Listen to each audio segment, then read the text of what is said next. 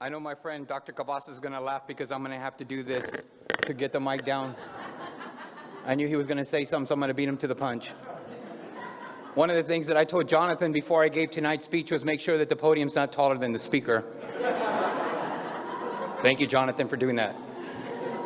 In all seriousness, I would like to thank Teach for America for what they did. I am humbled and honored to represent all of you, the 14 million working Texans in Austin, for the Texas Workforce Commission, TWC. Unfortunately, my dad thinks TW stands for Time Warner Cable, but I'm still trying to convey to him what I do for a living. But again, we are humbled by the presentation of the award tonight. I did speak to Nolan Perez earlier today, and he said he wanted to wear a blue suit, so we're wearing matching suits today, so just for that. I'd like to take this opportunity to thank, again, as I referenced earlier, Governor Abbott, Martin, my boss. I'd like to thank him for appointing me in 2016 to serve on a three commissioner committee, I should say, where I representing the interests of 14 million working Texans. I'd be remiss if I didn't acknowledge that right now the Texas Workforce Commission is experiencing some issues with unemployment insurance benefits and, of course, things that are beyond our control. But it's nice to be here in the Valley, as you saw as you walked in today. The 11 checks that we signed for 11 school districts here in South Texas in the amount of almost $2.7 million. Yes. How exciting it is, as she referenced earlier, the 12% of individuals that are graduating with a credential.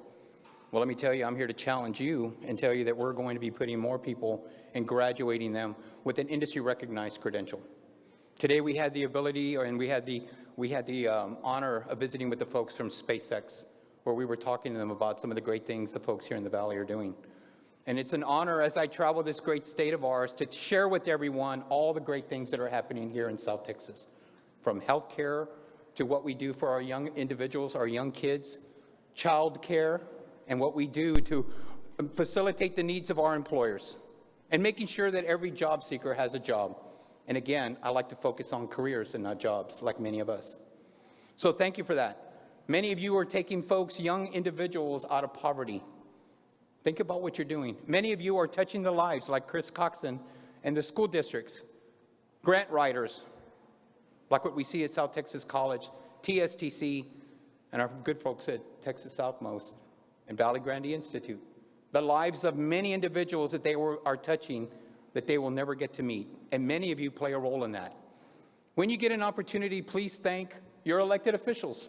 I know some of us sometimes frown and we laugh, but let me tell you, it's because of them we make it possible for us to be able to appropriate money and give that money away to our students.